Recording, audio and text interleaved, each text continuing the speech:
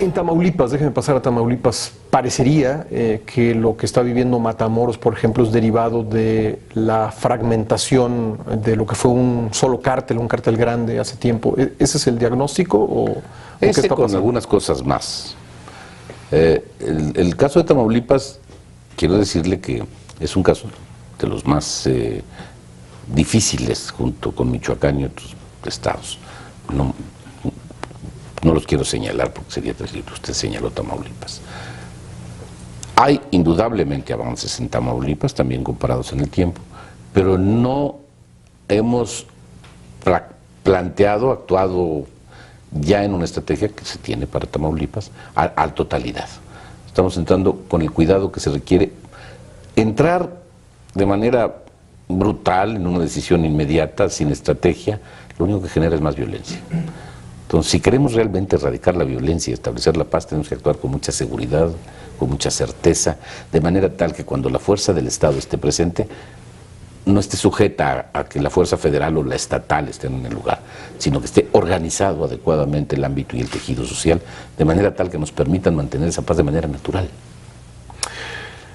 El nuevo modelo de control policial, ¿cómo va a operar? Hay estados que en este momento no tienen policía municipal, Chihuahua es el caso, Ciudad Juárez no tiene un director de la policía municipal. ¿De qué manera vamos a lograr que estén pues debidamente acreditadas las policías municipales? Que pueda el ciudadano esta es tener otra seguridad. cuestión en la que a veces nos metemos con una idea fija, sin tener, yo diría, la posibilidad siquiera de racionalizar si es una medida adecuada. Cada estado de la República ha planteado su propio modo de establecer un mando policíaco. Es decir, el mando único estatal, cada estado lo determina en función de su propia legislación y de su propia autonomía. Se da en diferentes formas en diferentes lugares del país. Pero lo que se refiere a evaluación, yo he dicho varias veces que a mí me parece que no es la certificación la que resuelve el problema. Usted puede certificar hoy a un cuerpo y pasado mañana ese cuerpo puede haber sido ya vulnerado.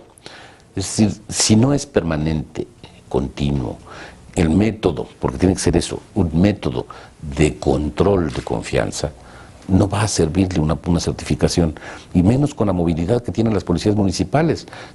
Yo le puedo asegurar a usted que en una semana el cuerpo de policía varió en un porcentaje muy alto en cualquier lado, y entonces no nos sirve de nada, y nos cuesta mucho trabajo, nos cuesta mucho dinero. Es mucho más sencillo crear cuerpos internos de control en cada uno de los cuerpos policíacos. Obviamente tienen que ser muy cuidados, tienen que ser muy especializados, eso sí tienen que tener certificaciones de entrada y de salida, para poder establecer controles de confianza permanentes, que nos digan la única forma que puede uno determinar si es confiable un policía, su actividad permanente, su actitud, sus resultados, su evaluación. Entonces, ¿la solución no es centralizar, me dice usted? La solución, no, primero no, desde luego. Sí. Desde luego. A ver, en el caso de los estados, debe haber dos tipos de actuación. Debe haber policías que actúen en la permanencia y policías que en un momento determinado se sujeten a una coordinación centralizada. El ejemplo alemán es muy claro. Los alemanes prácticamente no tienen policía federal, tienen un pequeño cuerpo federal. Pero todas las policías estatales funcionan de tal manera, tienen tal coordinación y nivel de especialización, que en un momento dado, simple y sencillamente la autoridad federal se finca en ellas para poder actuar.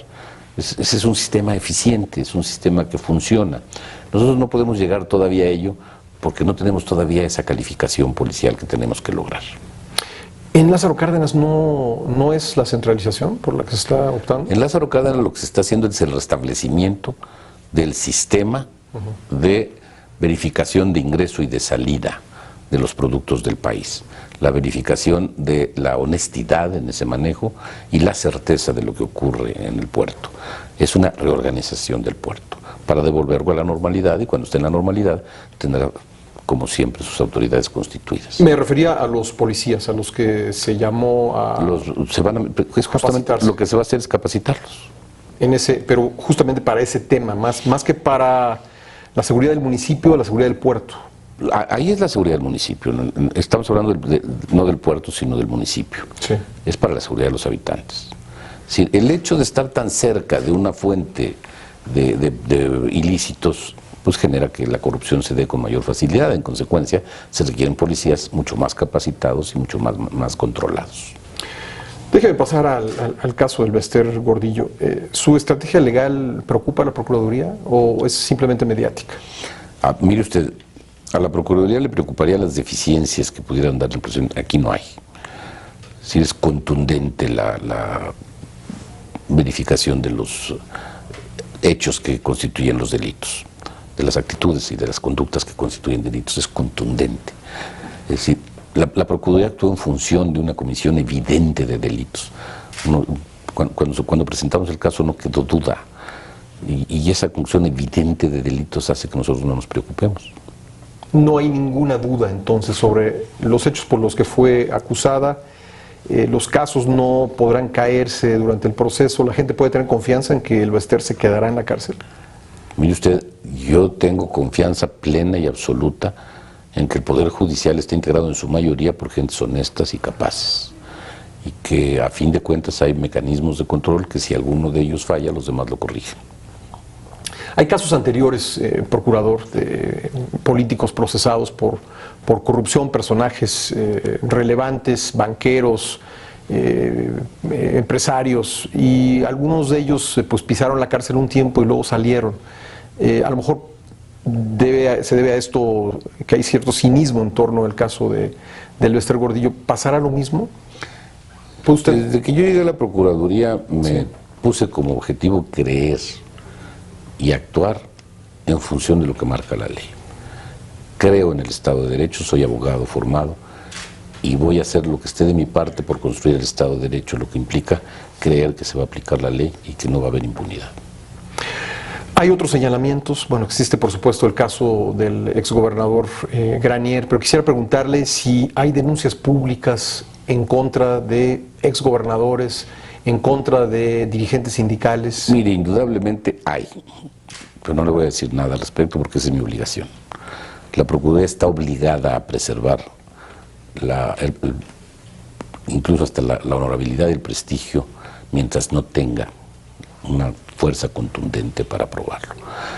No podemos condenar sin juzgar, y la averiguación previa por eso es tan delicada y tan cuidada, porque está presumiendo todavía hechos que ni siquiera puede presentar ante un juez, por eso es averiguación previa todavía. Pero sin mencionar nombres, ¿usted podría decir que hay averiguaciones previas en contra de personajes como los que algunas con muy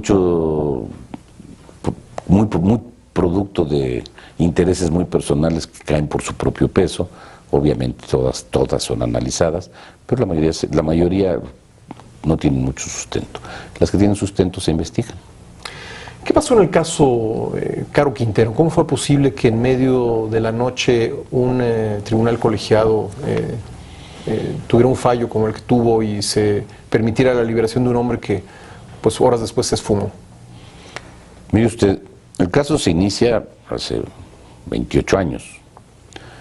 Era un caso en el que se había juzgado 24 años o 28 años, no puedo precisar la fecha después. Un juez dice que el asunto se juzgó por un juez incompetente, 20 y tantos años después que fue juzgado por un juez incompetente, y funda la incompetencia en el hecho de que, dice él, el asesinado, el agente de la DEA que fue asesinado, si es que era agente de la DEA, no tenía calidad diplomática. En los términos como lo demostró la Corte en su análisis, actuales, en donde hay convenios y antes también, eran agentes diplomáticos. Podía ser discutible en los términos de la legislación de entonces, pero el hecho contundente es que el piloto era empleado federal y que estaba en funciones, y que la ley señala claramente que en esos casos la competencia es federal. Eso no lo puede rebatir nadie. El propio ministro que señalaba lo del agente diplomático no tocó el tema del piloto, porque es contundente, que es federal. En consecuencia, yo estoy convencido de que eso que hizo la Corte demuestra que los errores de un juez pueden ser reparados por otro.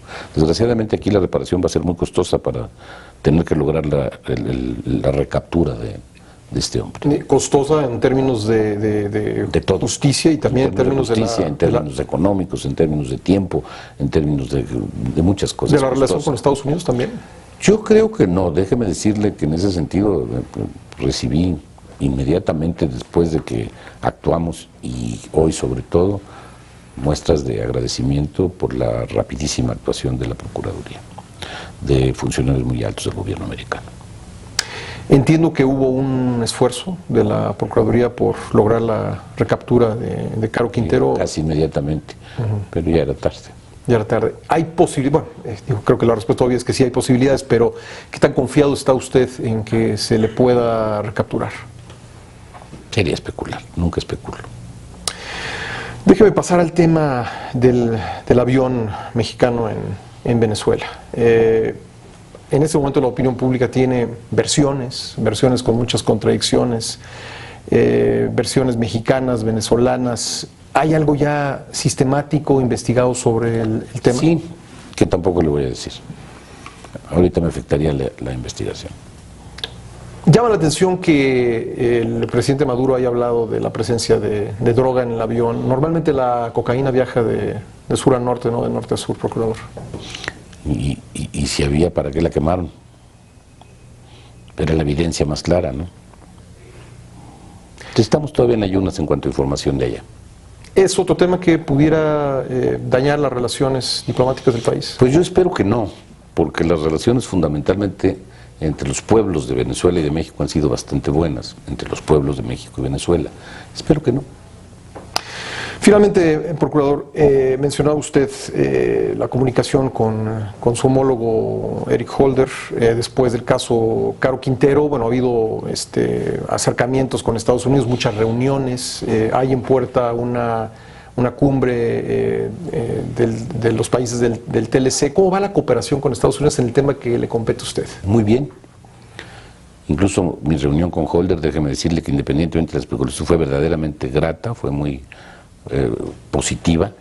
Nos sentamos a platicar de cómo nos coordinábamos mejor con el respeto total a cada uno de las soberanías de nuestros países. Aunque nos vemos muy chiquitos, yo insistí en que también tenemos nuestra soberanía y que también tenemos que cuidarla y que tiene que ser respetada. Él lo entiende muy bien. A mí él me parece un hombre preparado y consciente. La relación fue buena, la comunicación excelente.